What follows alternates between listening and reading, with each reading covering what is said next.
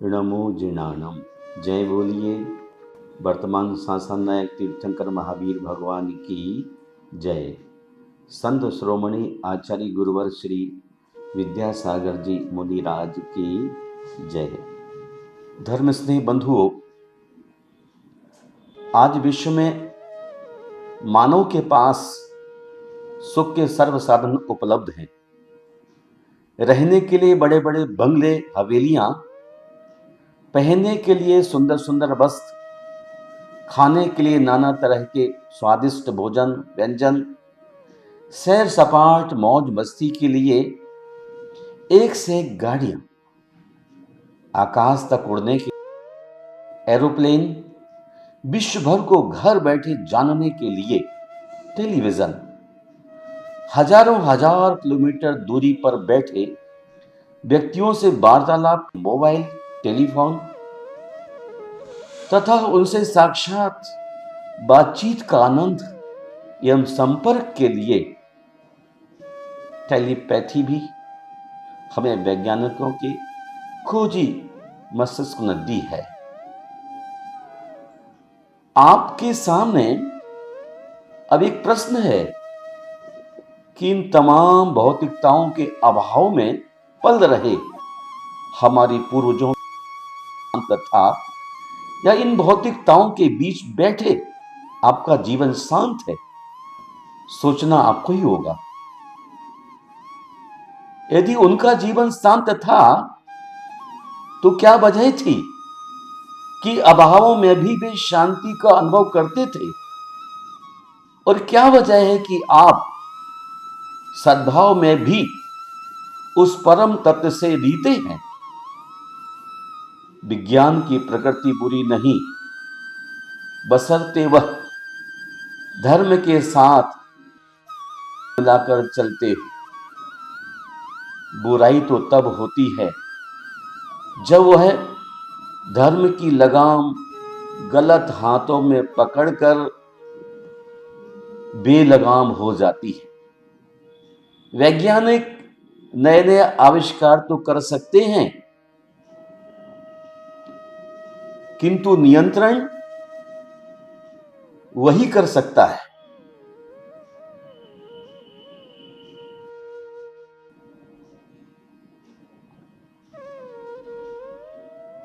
जिनका उपयोग वैज्ञानिकों के नहीं, आपके हाथों में है। आज विज्ञान विवेक दृष्टि से अंधा है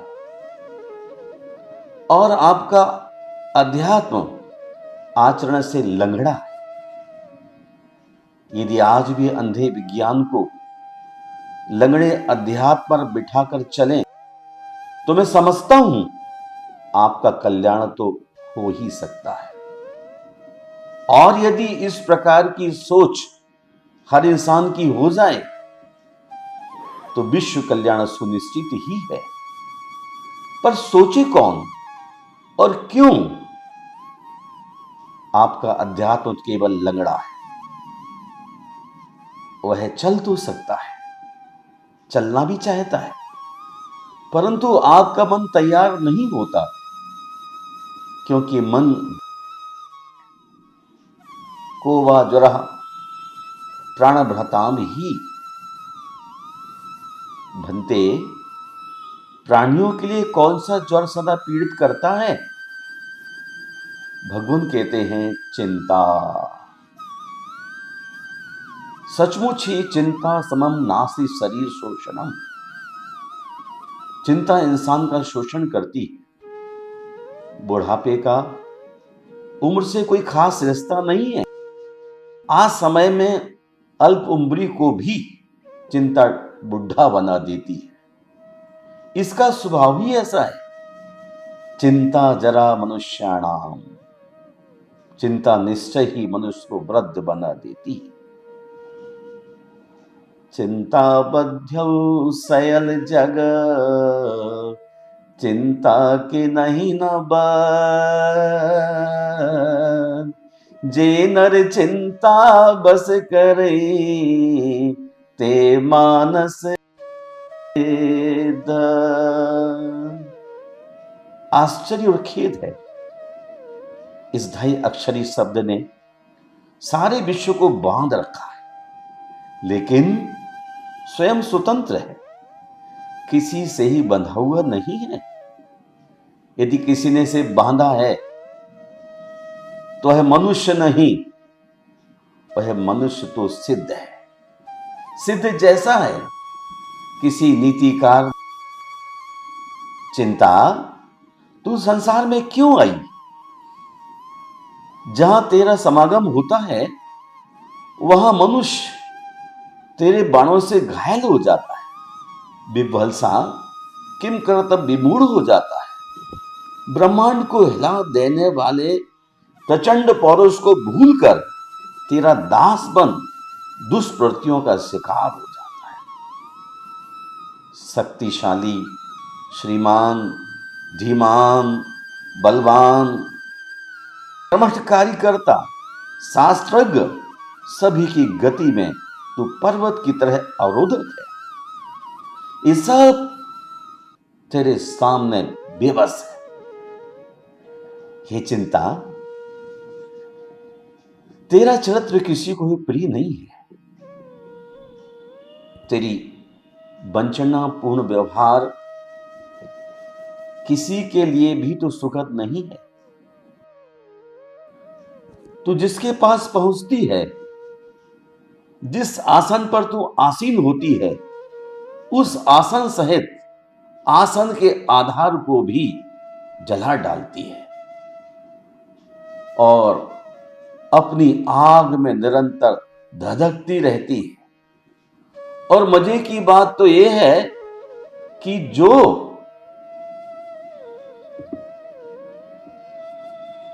शालीन घट होते हैं उनसे तो अपना विषैला कड़वा धुआं भी बाहर नहीं निकलने देती। वे वही घुटन में घुटते रहते हैं। कुछ ऐसे आसन घट होते हैं जिनकी दरारों से तेरी उपस्थिति के द्योतक धूम्रकण बाहर आ जाते हैं, जो परिवार को ही नहीं सारे नगर को विषाक्त कर देते हैं। अफ्रीका में नरभक्षी वृक्ष पाए जाते हैं, जो उसके पास से निकलता है उसे वे अपनी शाखाओं में झुकाकर जकड़ लेते हैं। शरीर का सारा रक्त चूस लेने पर रस निकाले गए ईख के छिलके की तरफ फेंक देते हैं। हे चिंता, तेरा चरित्र भी तो ऐसे ही नरभक्षी है। तू तो साक्षात बिना मरे जीवित लोगों की चिता है। चिता फिर भी अच्छी है, वह तो मृत को और वह भी एक बार जलाती है, किंतु तू जीवित को और ऊपर से प्रतिपल जलाती रहती है। तुझमें और उसमें क्या अंतर है? अंतेवासी ने गुरु से पूछा, चिता चिंतियो? गुरु ने उत्तर दिया, चिता चिंता समायुक्ता बिंदु मात्र विशेषतः सजीवे दहते चिंता निर्जीवे दहते चिता। चिता और चिंता दोनों में एक बिंदु मात्र का अंतर है, लेकिन यह बिंदु कितना शक्तिशाली है। केवल निर्जीव को जलाने की सामर्थ्य है, लेकिन चिंता तो सजीव भी जला डाला। चिंता विष है जो शरीर को शुष्क करता है, मांस रस को चूसता है, रक्त विषाक्त करता है एवं शरीर पर दाहक प्रभाव डालता है। व्यक्ति का रक्त चिंता की भट्टी में तपते रहने से इतना उष्ण हो जाता है कि उसका मन मस्तिष्क सदा सारे स्नायु मंडल, ज्ञान तंतु, रक्त वाहिनी, धमनियां, क्रियाशील नाड़ियां सभी उत्तेजित रहते हैं। ना वह सो सकता है, ना खा सकता है, न चैन से जी पाता है और न ही चैन से मर पाता है। कारण बेदी पर उसके सारे सुख सुहा हो जाते हैं। चिंता कितनी खतरनाक है कि अपने ही शरण प्रदाता को मरण की शरण भेज देती है। इसका दिल पर सबसे बुरा असर पड़ता है कि घबराने लगता है, और वह स्थिति भी आ जाती है जब इंसान को हार्ट अटैक हो जाता है। कितना बड़ा सत्य है, इंसान स्वतंत्र पैदा हो, किंतु ज्यों-ज्यों बड़ा होता जाता है त्यों-त्यों चिंता के बंधनों में जकड़ता चला जाता है। आयुष्पर्यंत बंधनग्रस्त हो, जीवन मृत्यु की इतिश्री कर मृत्यु की गोद में सो जाता है।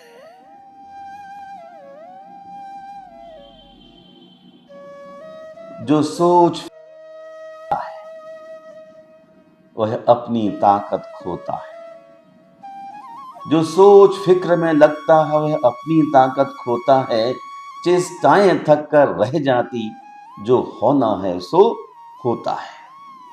महानुभाव, व्यक्ति की मृत्यु होने के बाद मायूसी आदमी के जीवन के लिए बहुत कोई मायना नहीं रखती है, परंतु मोहिनी करने के कारण होता है।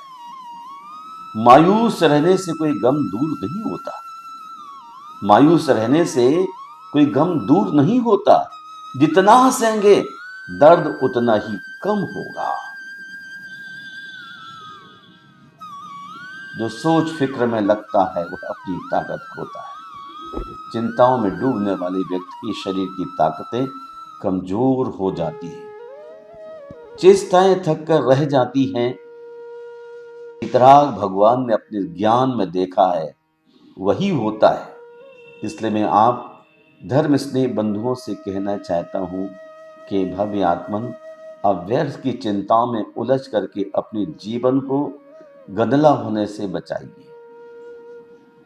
ढोला मारूड़ा दोहा एक बहुत प्राचीन ग्रंथ है, जिसमें लिखा है, चिंता वंध्यौ सयल जग,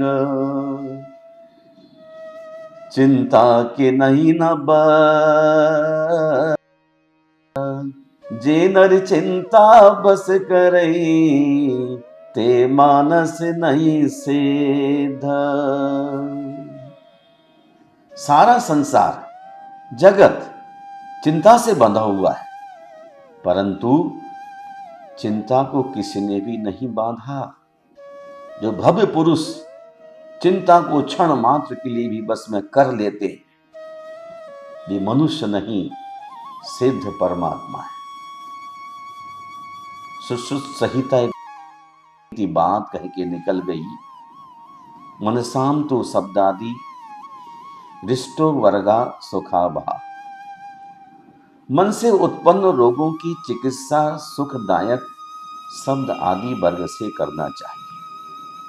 आज आदमी परितः कमजोर अपने को महसूस इसलिए करता है कि लोक में उसकी अनेक अपेक्षाएं, और उन अपेक्षाओं की पूर्ण न होने पर उसके सामने जगत दिखलाई देता है कि मैं कितने कितने लोगों से क्या क्या प्रॉमिस कर चुका हूं और एक भी हमारा वादा पूरा होने को नहीं आ रहा है। ऐसी स्थिति में वह अपने द्वारा बनाए हुए जाल में डूब जाता है, फंस जाता है।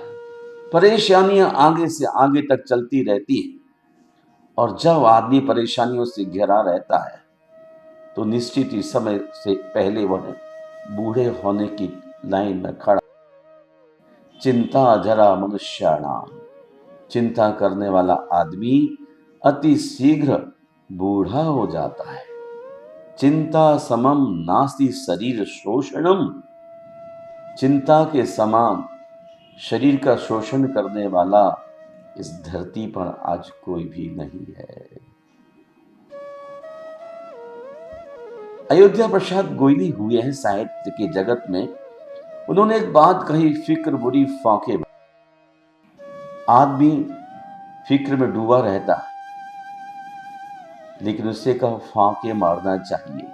जमाने भर की चिंताओं में डूब करके अपने जीवन को चौपट करने की बनस्पत भगवान जिनेंद्र की दृष्टि पथ में जो आया है वही होना है। बस मन में उत्पन्न रोगों की चिकित्सा को सुखदायक शब्दों के माध्यम से हरण कर। कोई शोक मग्न, कोई चिंतातुर व्यक्ति हो, उस व्यक्ति का इलाज शब्दों के माध्यम से करना चाहिए, ताकि वह मधु की तरह उसके घाव भरने में सहयोगी बन जाए। आज आदमी नहले पर दहला मार करके सामने वाले व्यक्ति की चिंता को और भी बढ़ा देता है, और वह फिक्र में पड़ा रहता है, फांके नहीं मार पाता है। फकीर वही होता है जो भीतर से फांके मारता है और बाहर की जिंदगी आनंदित रहता है। हमें बाहर भीतर दोनों साइड से अपने जीवन को स्वस्थ बनाने का प्रयास करना चाहिए। मैं आपसे एक छोटा सा उदाहरण के माध्यम से विषय स्पष्ट करना चाहता हूं। मरता है बस मनुष्य, मारता है बस मनुष्य को मानसिक संताप ही।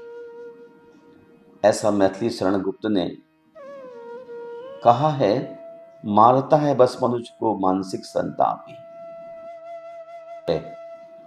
और उसके लिए 3 माह से वेतन नहीं मिल रहा है। उसका अपना पूरा परिवार है, माता पिता है, पत्नी है, बच्चे हैं, वृद्ध पिता अस्वस्थ है, 3 माह से वेतन नहीं मिला है। पिता के अस्वस्थ होने पर मेडिकल स्टोर की दवाइयों के पैसे उसे देना है, दूध वाले के उसे पैसा देना है, आटे और पैसा देना है, बच्चे के उसको ट्यूशन फीस देना है। पत्नी के पैर में मोच आने के कारण मोहल्ले के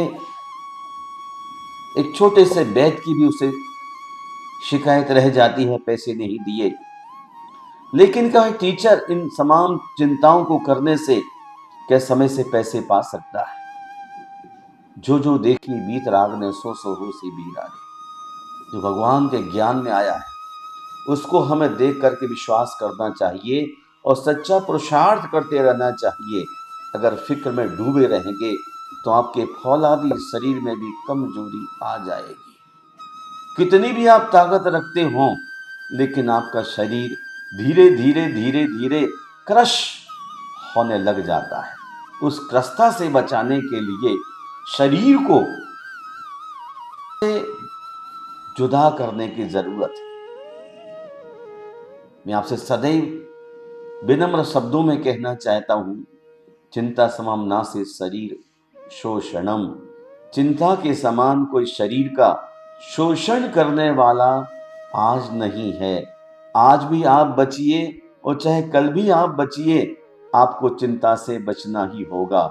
जो व्यक्ति चिंता से बचने के लिए परमात्मा का चिंतन करने लग जाता है, व्यक्ति ही संसार में सक्सेसफुल हैं। बाकी तो संसार में पशुओं की तरह अपनी जिंदगी का भार ढो रहे। जिंदगी को भार मत समझिए, जिंदगी को हार समझिए, जिंदगी को उपहार समझिए। और जो व्यक्ति जिंदगी को हार उपहार समझता है वो एक एक क्षण का उपयोग कर लेता है। एक एक क्षण का उपयोग करने वाला ही चिंता से धरती पर मुक्त है। और जो व्यक्ति दास होता है उसके शरीर में ज्वर है, बुखार है, आहार भय मैथुन परिग्रह, ये 4 संज्ञा रूपी ज्वर उसको चढ़ा ही रहता है। और ऐसे इंसान के लिए दुरुस्त करने के लिए सबसे कीमती चीज है सत्संग। जो सत्संग में आएगा उसके दिमाग में कोई चिंता का ज्वर नहीं चढ़ा रहेगा, वह शीघ्र ही स्वस्थता की ट्रीटमेंट लेने लग जाता है। फकीर के साथ बैठने पर फकीरी आने लग जाती है, और रागी के साथ बैठने पर संसार के तमाम राग उसके दिमाग में चक्र लगाने लग जाते हैं। और चक्कर जब लगाने लग जाते हैं तो है अपने जीवन को नष्ट करने की ओर अभिमुख हो जाता है। मैं आप सबके मंगल की कामना करता हूं और चाहता हूं कि अपने जीवन को आगे बढ़ाएं। आपका जीवन हमें भरा हुआ है। चिंता डायनी ज्यो न राम त्यों दृढ़ अंग न थाई, जय धीरा मन धीर वही तव तन भीतर खाई। जिन लोगों को चिंता रूपी डायन लगी हुई है, उनके अंग दृढ़ नहीं होते। जो धीर पुरुष हैं वो धैर्य पूर्वक सब सह लेते हैं, तो भी उनके तन को चिंता खाती रहती है। चिंता खाती ही रहती है, खाती ही रहती है। इसलिए हमारे आचार्यवर बार बार कहते हैं, जो नहीं होने वाला होता है वह कभी होता ही नहीं है, और जो होने वाला है वह होता है, वह कभी टलता नहीं। चिंता रूपी विष को समाप्त करने वाली इस औषधि क्यों नहीं पीते, अर्थात ऐसा विचार कर चिंता त्याग कर देना चाहिए कि होनी टलती नहीं और अनहोनी होती नहीं। तो फिर चिंता करने से होगा भी क्या। आचार्य मल्लप्रभ देव कहते हैं नियमसार की टीका में कि मुनियों को स्वात्मा का चिंतन वह निरंतर प्रायश्चित है। गति वाले वे उस प्रायश्चित द्वारा पाप को खरा कर मुक्ति प्राप्त करते हैं। यदि मुनियों को स्वात्मा के अतिरिक्त अन्य चिंता हो तो विमूढ़ कामार्थ पापी पुनः पाप को उत्पन्न करने लग जाते हैं। इसलिए मेरा आपसे अनुरोध है, उत्तमा स्वात्म चिंता स्यात् देह चिंता च मध्यमा, अधमा काम चिंता स्यात् पर चिंता धमा धमा। उत्तमा स्वात्म चिंता स्यात्, यदि आपको चिंता की आदत ही पड़ गई है जगत में, तो अपने आप की आत्मा का चिंतन में डूब जाना चाहिए। उत्तमा स्वात्म चिंता स्यात्, केवल अपनी आत्मा की चिंता करो। देह चिंता च मध्यमा, और शरीर की चिंता मध्यम है। काम चिंता और भी खतरनाक है। उत्तमा स्वात्म चिंता सा देह चिंता मध्यमा, अधमा काम चिंता सा पर चिंता धमा धमा। जगत की चिंता करना धमाधम पाप करने वाली प्रक्रिया है। मैं आपसे अंत में यही कहना चाहता हूं कि प्राचुर्येण निर्विकारम चित्तम प्रायश्चित्तम, प्रचुरता से अपने चित्त की निर्मलता को लाना ही है। हे भव्य आत्माओं, जिस प्रकार ईंधन युक्त अग्नि वृद्धि को प्राप्त होती है, अर्थात ईंधन है तब तक अग्नि वृद्धि को प्राप्त होती रहती है, उसी प्रकार जब तक जीवों को चिंता है तभी तक विकल्प होते रहते हैं। हमें निर्विकल्प होने के लिए आत्मा का चिंतन करना चाहिए। विदुर जी कहते हैं, शोक से कोई इष्ट वस्तु प्राप्त होने योग्य नहीं होती। शोक और चिंता से कोई इष्ट वस्तु प्राप्त होने नहीं होती है। शोक चिंता करने से इष्ट पदार्थ वस्तु प्राप्त नहीं होते हैं, उल्टा शरीर पीड़ित होता है। चिंता में डूबा हुआ जानकर शत्रु प्रसन्न होते हैं, इसलिए चिंता में मन को मत लगाओ। मनुष्य को चाहिए कि दिन में ऐसे कार्य कर डाले जिससे रात्रि में सुखपूर्वक सो सके। इसी प्रकार वर्ष भर ऐसे 8 महीनों में अच्छे काम कर डाले ताकि वर्षा के 4 महीनों में खुशी खुशी आनंद के साथ जीवित रह सके। मैं इन्हीं शब्दों के साथ विराम लेना चाहता हूँ और चाहता हूँ कि आप अपनी ज़िंदगी में चिंता को स्थान ना दे करके अच्छी ज़िंदगी जीने के लिए सत्संग में आइए और फ़कीरी की ज़िंदगी जिए। फिक्र बुरी, फाके भले, चिंता से भली, फ़कीर की ज़िंदगी फाके मारिए।